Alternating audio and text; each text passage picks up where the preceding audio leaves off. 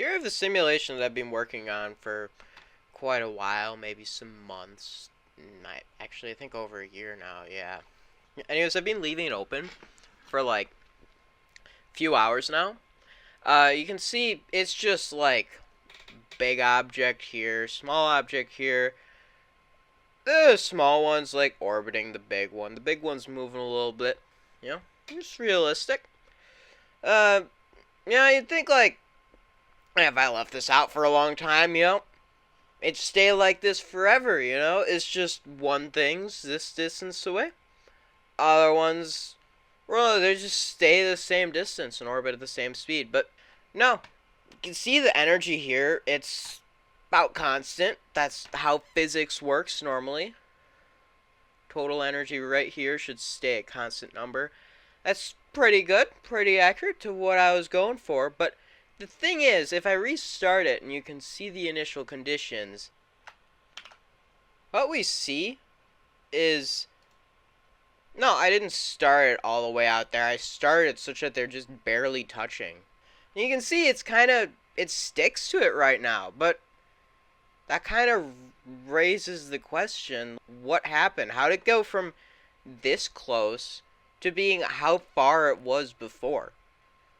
You can even see the total energy here isn't the negative 9,500 something it was before. Now it's like negative 9,700 something. It's different. It's not good.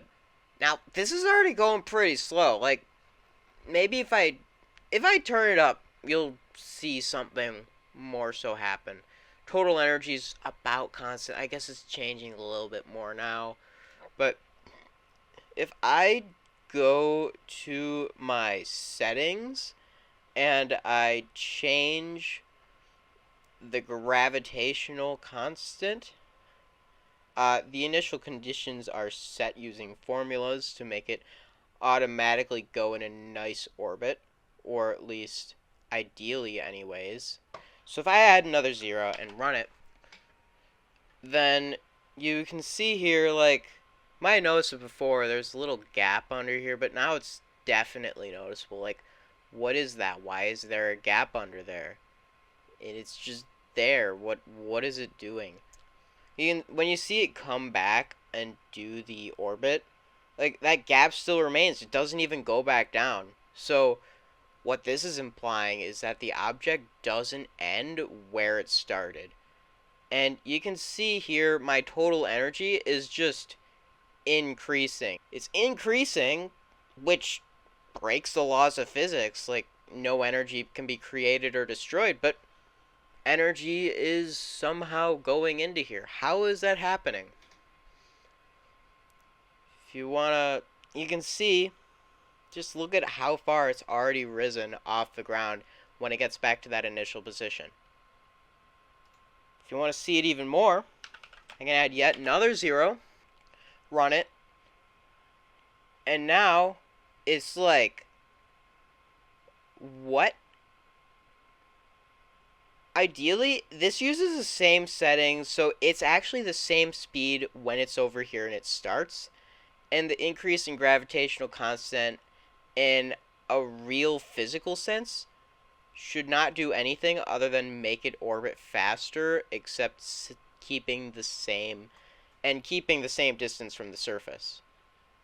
But no, what it's doing, like you can see, it's even doing that now. It's going up, then it's coming down, but it's never going as low as it was before. Total energy still increasing. I don't know why it's sometimes going up, sometimes going down, but at this point it's pretty imperfect of a simulation just because it's too fast. But what is my simulation doing behind the scenes? Well, all orbits, they're technically ellipses, as you can see. It's like equal area from one focal point swept out over equal time. There's some of the calculus behind it. I tried calculating that once and I got this massive formula, which I did not find would be practical, so I just ditched the idea. But what it's doing here is calculating, so these objects, they have velocities, they have positions, and they impart an acceleration upon each other. That how much acceleration has to do with physics. It has to do with their masses, the gravitational constant, and how far away they are from each other. But in essence, the acceleration is towards each other. In reality, the acceleration increases as they get closer, but even if that didn't happen, I think the same issue would still occur. So, let's just say I have a circle. Let's say this represents the trajectory over time. Just say it's going around the origin here.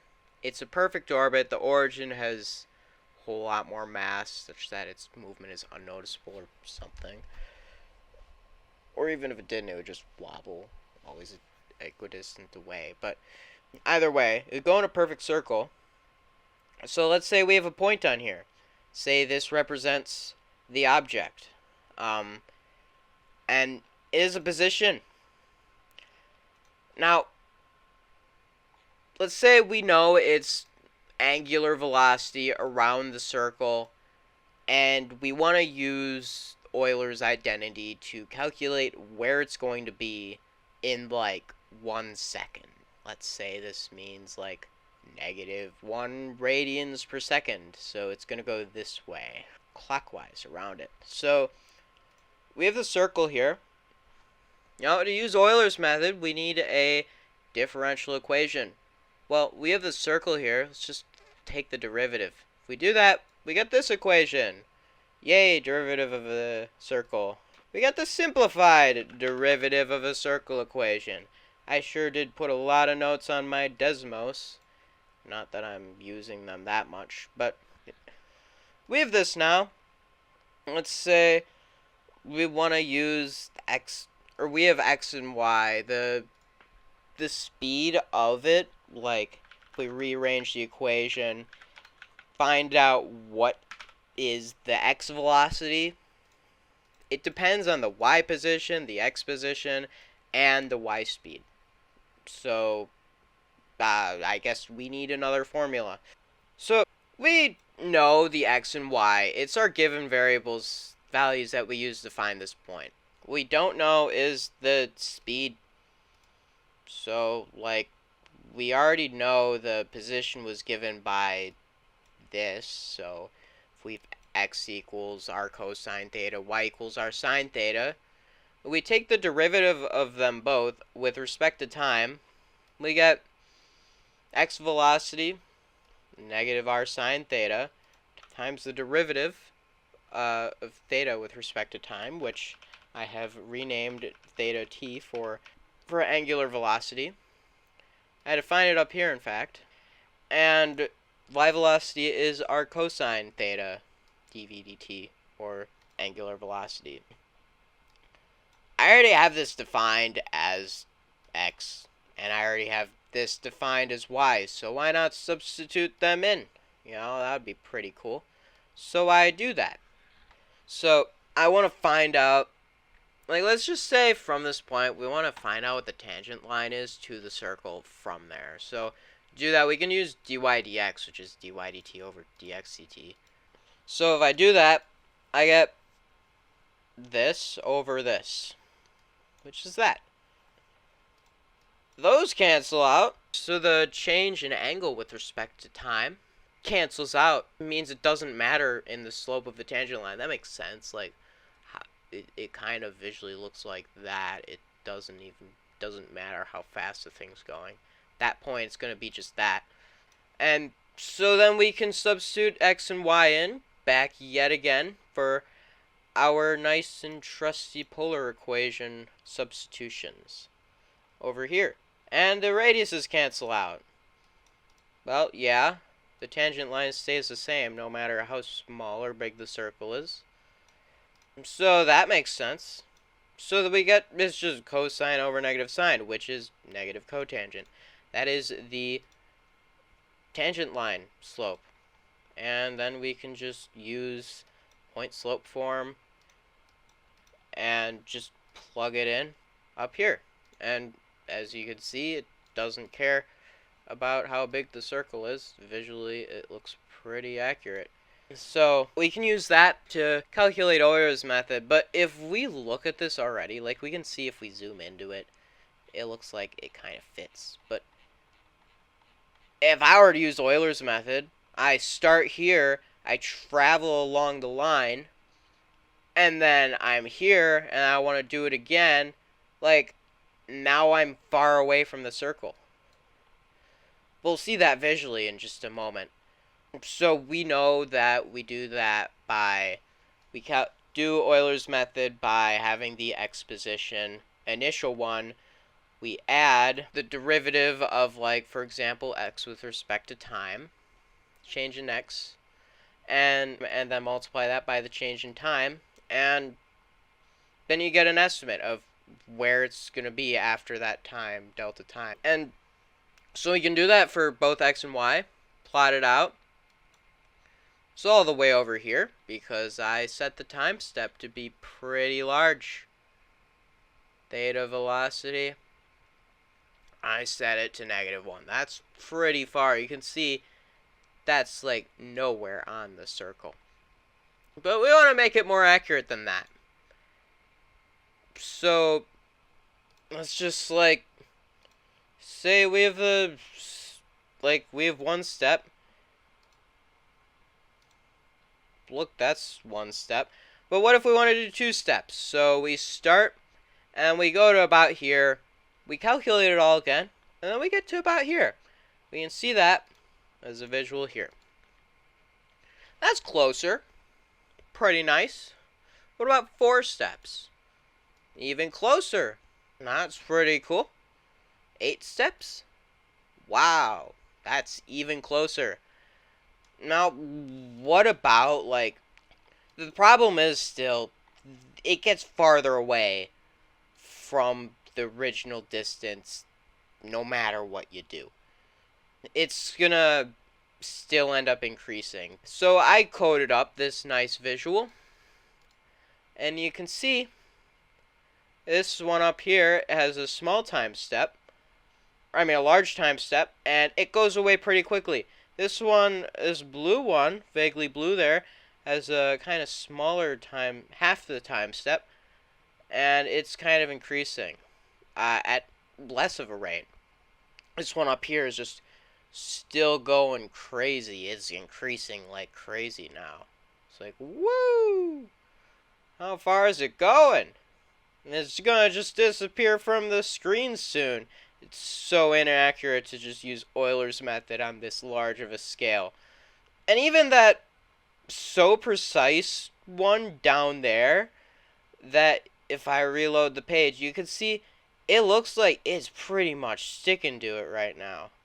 Not anymore, but like it's down there pretty close.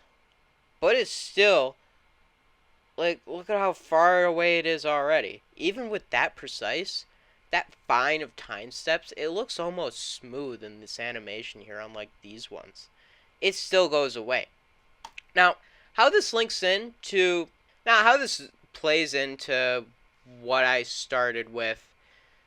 If I go over here, back to it, you can see, it drifted so far away that it bounced off the walls, and now they're just bouncing off each other, sort of. It's funny. Total energy is just going crazy over there. Real changing there, Anyways, if I restart it, you can see it's how my thing works is about the same as this. It calculates in discrete time steps where the object is going to be. The smoother it is, the more time steps it is, the slower the simulation, maybe the less the speed, as in less gravitational constant, the more accurate it's going to be. But inevitably, it's still going to be imprecise. It's never going to be perfect. Not using Euler's method, that is. And I don't have any other options. This problem stumped me for a long time. I was like doing algebra in Desmos for like over a month just to try and find some solution using ellipses. And I didn't even know how I would get some of the variables used in the ellipse equation, but it was massive. So if I go over here, yeah, I opened it while I edited the video to edit out my coming here. So what I have, it's an ellipse. This is what an orbit kind of looks like. You can see there's quite the visuals. It's not really accurate. Ideally, it's slower when it's farther away and like, I don't know. This goes to here. I like about equal speed, but it's not accurate right now. But anyways, to calculate the next area or next location here, like I showed here to make this area constant ideally, which is a key thing needed in ellipses, I use this equation. It doesn't even fit. Wait, no, that's just the equation for the ellipse. Yeah, that's that point right there. What I needed to do is I need to use this equation, and I don't want to compute that 60 times a second on a computer. I don't feel like the computer would really run all that fast if I did that, because like currently my simulation can run like 100 objects all orbiting and bouncing off each other, albeit it explodes due to that energy inconsistency, which is why I wanted to solve it. But is this equation, I don't know how to get E or A or C1. So like, even if I have this equation, I don't even know how to use it now, but I do know something like this would be essential. And I don't think it would be practical, so I just gave up on it after so many months of trying, because I felt I wouldn't get any practical results.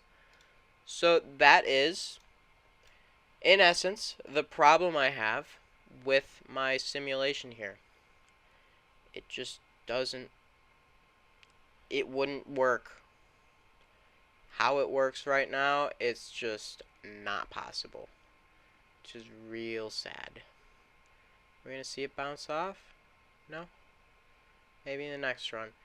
Well, anyways, this was my calculus project, and thank you for watching it. And have a wonderful rest of your summer, and thank you for having me in your class. It was amazing, and I learned so much. Thank you.